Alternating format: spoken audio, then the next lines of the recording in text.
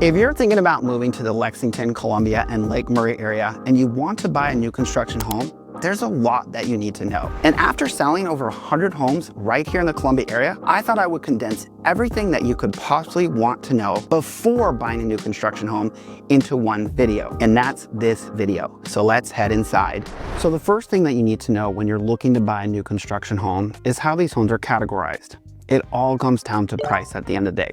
Just like everything else in life, the more that you have to spend, the more you can get. And so your starter homes, at least here in the Columbia area, are really gonna start in those low 200s, and then they're gonna go up. What we are discussing today is what we call production builders versus custom builders. With some builders, you're gonna have two different categories of homes that you can purchase, no matter what price point you're at. First, you're gonna have inventory homes, which are homes that the builder has already picked out the floor plan, they've already sent them on a lot, and they've already picked everything out that goes into the home. Those inventory homes are the homes that the builders are building before they have a buyer for that home. And typically speaking, you're gonna get a better deal on an inventory home, and we'll talk about that more later on. But the same accord, you're not gonna be able to pick everything out. So whenever you switch over and do what we call a build job, where you actually pick the lot, pick the floor plan, pick the option within the builder parameters, then you get to go to the design center, pick everything out inside the home. Now, this can go one or two ways. I've had clients that it ends up costing way more because they go to town and build that dream home with no limits. And have others that this was their way that they could get in a more expensive neighborhood by simply minimizing the upgrades to just above that base price. Now, keep in mind, your options are gonna be limited in the lower price points because at the end of the day, in order for these builders to deliver homes at these really low price points, they have to strip out some of those options and upgrades. They gotta streamline their build process. They gotta build homes a little bit quicker, and they gotta make sure they continue to appraise. And ultimately, all that is gonna give you great value. Now, whenever you move up around that $400,000 mark and going up to that $500,000 or even $600,000 price point, you're gonna start to get more of those options. And with some, it's gonna feel like more of that semi-custom home feel. And really what this means is that you're still working with that production builder, but that builder is gonna give you a little bit more options in the home when it comes to upgrades in that design center. And just like I said earlier, with money comes options. Now, with all that said, there are some production builders that they don't allow you to make any changes no matter what. All they do is those inventory homes and will not budge on this. And you may be asking yourself, but Brandon, how do I get the best deals on these new construction homes? And I am gonna answer that in this video. But I wanted to take you out and show you a couple things. So each builder in the neighborhoods are gonna have a variety of different floor plans to choose from. Some may have 6 floor plans, others may have up to 40 floor plans to choose from. But within each of those floor plans is gonna be different elevations. What do I mean by that? Kind of really that front-facing facade of the house. Within each floor plan, you might have a couple different options to choose from. Whether it has a porch, whether it doesn't, whether it has that dual porch like you see over there. And then it actually rolls into the siding of the house. Some neighborhoods are predominantly gonna be vinyl neighborhoods, and you may have some brick or stone accents. This neighborhood here, as you can see, is hardy plank neighborhood, and they have some accents in there as well. And then you have some neighborhoods, not as much anymore, that are brick neighborhoods. And so what that does is even though you only have so many floor plans to choose from, it creates a little bit more character and variety within the neighborhood so every house doesn't look the same. All right, let's talk about lot sizes before we head back inside, because this is something that's actually currently changing in Lexington County, and it could impact you in the near future. And I get asked about this all the time. So I'll get into those new regulations in just a second. But first, let's break down how lot sizes work in new construction. So I brought these books out here to use as an example. So in most entry-level builder neighborhoods, lot size are mainly determined by two things: the width of that home and then the county setbacks, which is essentially how far it has to be from the front, back, and sides. Now, at the lower price points, we've seen home width as narrow as 20 feet, but typically I would say they average around 30 feet. Now, in many of the suburban and urban areas, the setbacks from the side are about 5 feet. So that means you're looking at lot width around 40 feet, sometimes an even as narrow as 30 feet, 5 feet on each side, 10 feet, right? Now on those 40-foot lots, the homes tend to be what I like to call Lego homes, right? Some of them can be longer and skinnier and almost look like detached townhomes. Now they're still gonna have open floor plans, but you're typically starting around 1,200 square feet and then going up.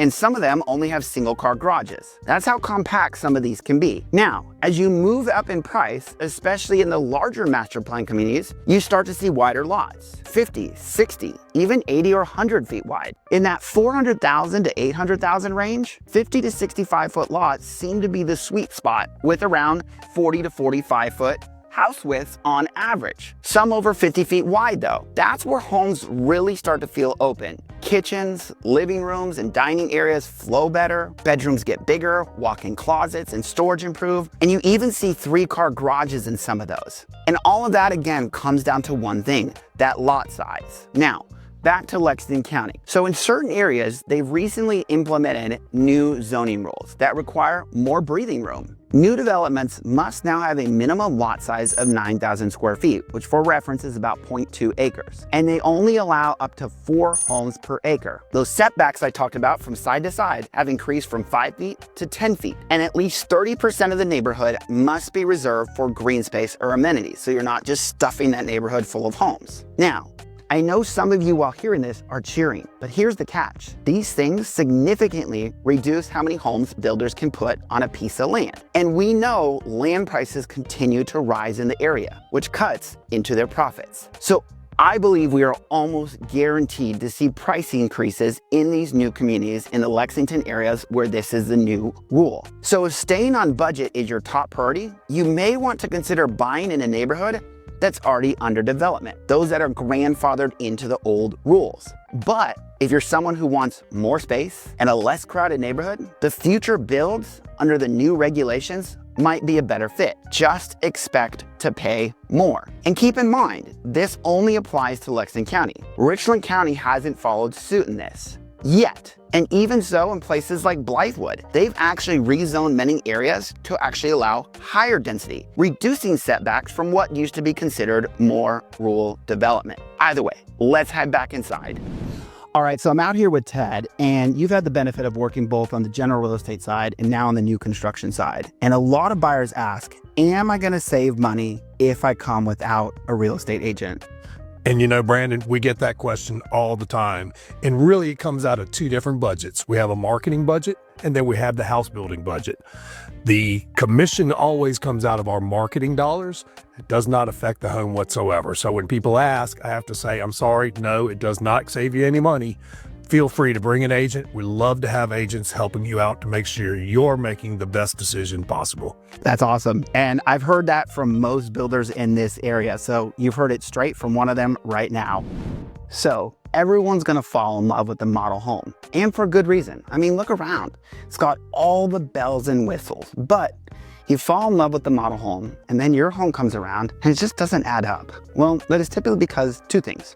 One, they're professionally decorated and painted. As well, usually the model homes are gonna have all the design center features that you could possibly imagine in a home. Because really, what they're wanting to do, and they're not trying to deceive you, but they're trying to show you what that builder is capable of. But unfortunately, it can feel deceptive. And so there are a couple questions that you need to ask when you're looking at a home to get a good idea whether or not the home that you build is actually gonna turn out like this one. So to give you an example, all builders are gonna give you a base price on a home, and you will first choose your structural options, such as the floor plan you want. Do you want a dual vanity, fireplace? Then you're gonna head to the design center and do the cosmetic upgrades, the floor type, cabinets, countertops, and more. So it's actually helpful to go over if you're going to do a build job and look at one of their inventory homes and then ask the builder, hey, on this inventory home, that's not the model, that doesn't have all the bells and whistles, how much did you spend in the design center? And they should be able to give you an idea. Because typically we see people add about 10% of the purchase price between their structural choices and their design choices. But depending on the builder standards options, this can easily push to 20%, as some have a lot of standard options where others, the standard is kind of the bare minimum to allow for more variances based on budgets. Whereas a model home, if you ask how much they put into it, it's significantly higher. Now, I will say this, all builders are slightly different. Some builders will try and do an honest representation of their model home as far as what you would get in an inventory home, but others are gonna basically try and put their best foot forward. Now, everyone loves to ask the question, which builder is the best builder and who should I avoid? And I get why you'd want to ask that question. A lot of them have positive and negative reviews, but ultimately, I think the better question is which builder is best for you. All builders are gonna do things a little bit differently, and all of them are gonna price their homes differently and build different types of floor plans. I mean, locally, we have over 10 different builders. Some you may have heard of and others not, with more jumping in regularly.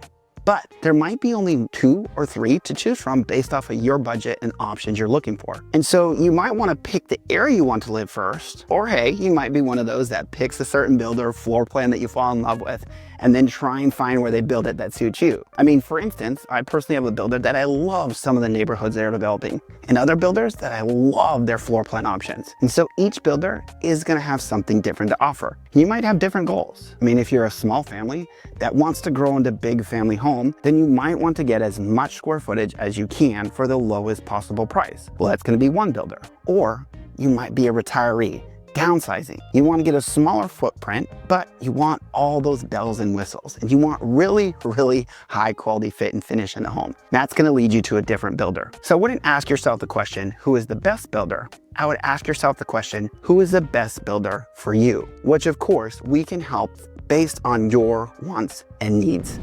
All right, so we got to answer 2 of the questions buyers ask me the most, including the HOA question. But for those of you that don't know who I am, my name is Brandon. My team and I, local real estate agents, have truly been helping people from all over the country relocate right here in the Midlands of South Carolina, the Lexington, Columbia, and Lake Murray area.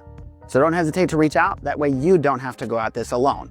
But I wanted to answer whether or not you should get a home inspection when you're building a new construction home. It's a common question that we get. There's actually 3 types of inspections that you can get when building a home. Now, I've already explained that you might contract on an inventory home that's already being built or could be completed. But if you go all the way back to the beginning of the process, let's just say you contract on a home that's not built. There's 3 different inspections that you can get along the way. The first is gonna be what we call a pre-drywall inspection. You're gonna do this a few days before they put the drywall on the home. Your third-party inspector, and we have recommendations for this, are gonna go out and they're gonna make sure that everything looks good behind the walls before they go up. That plumbing, electrical, and everything in between, making sure the house is framed properly. Then you're gonna have a final inspection, is what you would typically get on a resale home. It's the same type of inspection that the inspector goes out and goes through to make sure everything looks great on the home. Now, don't assume that all the builders are gonna build a perfect home. At the end of the day, they're built by humans. Yes, there's a system of checks and balances and county inspections, but it's up to you as the buyer to make sure you're getting the home that you ultimately think you're paying for. And the only way I found to do this is to have a third-party inspector. So we definitely recommend doing that. Now, the good news, all new construction homes are gonna come with a new home warranty. Now, not all the warranties are identical, but for the most part, what we see across the board is what we call a 1, 2, 10 warranty. 1 is what I like to call that bumper-to-bumper warranty that covers pretty much everything in the house outside the landscaping and any cosmetic damage that you do. This is that other point that third-party inspector can come out. Then that first year, make sure the house is settled in properly. Then you got your 2-year warranty on your mechanicals, meaning your electrical, HVAC, plumbing. And then lastly, you have a 10-year home warranty on things that are structural, like the foundation, as well as the actual frame and structure of the home. Lastly, you might have some manufacturer warranties for the appliances. And so this warranty, you're gonna be able to submit warranty requests if stuff happens in your home, which to be 100% honest, happens. Something's bound to go wrong at some point with all homes. Now, mostly what we see is cosmetic stuff, nail pops, drywall cracks, things like that. But randomly you get something bigger. And so it's great to have that home warranty kind of as that peace of mind, just to make sure at the end of the day, the builder is standing behind the product that you're paying a lot of money for. All right, so after this, we are gonna head back into the model and dive into how to get the best deal. But we need to tackle probably one of the most questions I get asked about new construction, the HOA question. I so often get people that ask, is there new construction neighborhoods with no HOAs? So occasionally we see production builders buy a few acres, drop a couple homes on it, and because of that, they don't have an HOA. But most neighborhoods and developments are gonna have HOAs. Now, without going down too much of a rabbit hole, you have developers that actually build out the neighborhood, and then they sell the lots off to the builders. Occasionally, builders are also the developer. And for clarification, because I know different markets, even within our state, do things entirely differently. At this point in our area, we don't have lot sales or lot reservations, where you come in the neighborhood, purchase the lot from the developer, and then pick your production builder. We typically only see lot sales for custom built homes, as typically what happens right here in these neighborhoods is those lots are reserved for one specific builder. Now, circling back to the point, that developer and builder want to make sure they can maintain the neighborhood to continue to sell the lots and homes year after year for top dollar and actually raise prices as it builds on. And as much as I know none of you watching are the ones that let your house go as soon as you move in. Let's just be real, we're in the South, and I've seen some yards and houses that would make you think you're in a third world country. The HOAs exist for a reason out here. Now, don't get me wrong, there are some older non-HOA neighborhoods where 90% of the homes are upkept. But I know personally, we all drive through neighborhoods and judge it by how upkept the lawns are, whether people park their cars on the grass, whether they haven't pressure washed their house in years. So it serves a purpose on maintaining values, where they say, statistically, homes within HOA communities typically sell for 5% to 6% more than comparable homes in the same area without an HOA. Now, I will say, relative to where I grew up in California, these HOAs are typically not as stringent. We personally live in an HOA community and we put in a pool, screened-in porch, and changed out 99% of our plants with zero issues. But let's head inside and talk about what everyone really wants to know: how to get the best deal on a new construction home. All right, when it comes to getting the best deal, there are a lot of variables, but I think it's important to start with the actual market. Depending on how the overall market doing is going to dictate what kind of new construction deal that you can get. See, a couple years ago, when it was very easy for these builders to sell homes, at the end of the day, you'd walk in and the price was what the price was. It was very much a take it or leave it. Some even had multiple offers. You weren't really able to submit offers with builders. They weren't negotiating and they really weren't offering any incentives. But as the market has shifted, and I don't know what time you're actually watching this video, by the time we're filming it, it has shifted from then. Now, not quite as much as we have heard in other markets like Texas and Florida. But what I mean by that is you can get deals again. And there are a lot of variables involved. I'm gonna walk you through them. So the first variable is gonna be dictated by the actual builder that you choose to work with. One of the biggest ones you may have seen is that builders will actually buy down your interest rate. And so this is gonna vary from builder to builder. And it's gonna primarily depend on whether or not that builder has an in-house lender. So some of these bigger builders will have a lender partner. And that lender partner, because they do so much volume with them on these loans and are usually an affiliate of that builder, will actually buy down your interest rate. And so instead of getting a 6% interest rate on a resale home, you're actually gonna be able to get a 4 or 5% fixed 30-year interest rate because these lenders are buying down your interest rate. And that is one of the primary incentives that we're seeing right now that are allowing people to still purchase homes in a market with higher interest rate. And then other builders are doing what we call incentives, where they essentially say, hey, we're gonna give you a $10,000 allowance. And you can use it for what we call move-in packages, like fridges, washers, dryers, and in some houses blinds. Or you can use it to buy down your interest rate. Or you can use it to go ahead and pay for your closing costs. We typically don't see them allow you to use this to bring down the price of the home. And so if you're a cash buyer who doesn't have a loan, you probably want to use that incentive just to take that move-in package, as closing costs aren't that high locally on cash purchases. But if you're a first-time home buyer, you're not putting down that much money, and you want to come out of pocket as little as possible, then you'll probably use that incentive to pay for your closing costs. That way, you don't have to put that much money down when you actually purchase a home. Now,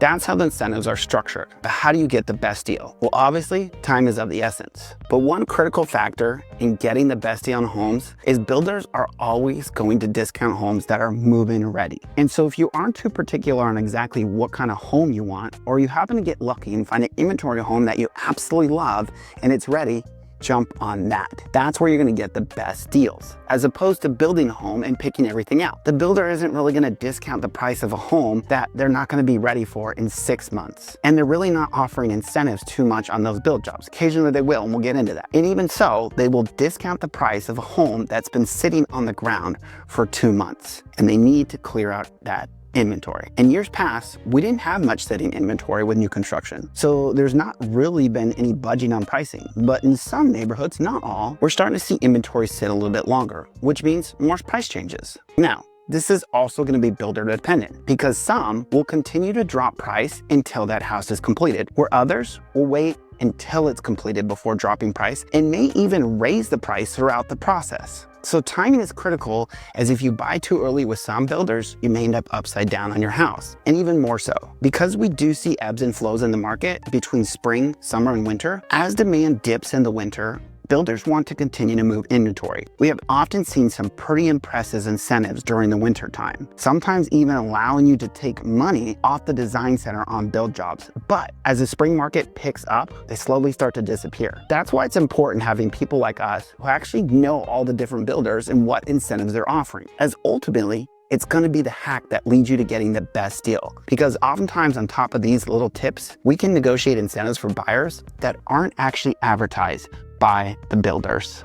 Now, the process of actually buying one of these new construction homes is exceptionally easy. From the time that you actually decide which builder you want to build with and identify the home that you're wanting to build, all you're gonna do is put your earnest money down. Then you're gonna sign a contract with that builder. And then from there, it's just kind of a waiting game. Locally, that process takes about 5 to 6 months if you're building from the ground up. It seems like there would be a lot involved in the process. And if you're building from scratch, yes, you are gonna go to the design center and you're gonna pick everything out. And that could be time consuming depending on who you are. Some people can spend hours in the design center, where others, they're in and out because they have a budget and they pre-planned it all. But once you're through selecting all the fit and finishes of the home, it's kind of a waiting game. You have that pre-drywall walkthrough. And then once that home is completed, you're gonna have that final walkthrough about a week before closing. The builder is gonna explain all the functionalities of the home. But as well, some of the builders allow you to go through the home with us as your realtor as a second set of eyes to do that blue tape walk, where we put blue tape on any of the imperfections, making sure that the home is exactly like you want it to be for your closing in about a week. Others, this is more focused on the informative side. There won't be any blue tape, but that doesn't mean they won't allow you to point out any major imperfections. And during this time, this is when you would get that final inspection we talked about before as well. We would turn that report over to the builder to correct anything they found. The next week,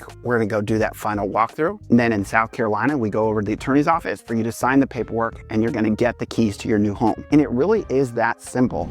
There's still a lot more to know about new construction builders, but we actually find that most clients don't start by picking their builder. They typically start by narrowing down what area of town it is that they want to look in. And the best way that you can start narrowing down what part of town it is that you want to be in is watch this series here, where I actually break down the different areas throughout Columbia, the Lexington, Lake Murray, Irmo, Blythewood, and so many more. And if you are ready, don't hesitate to reach out.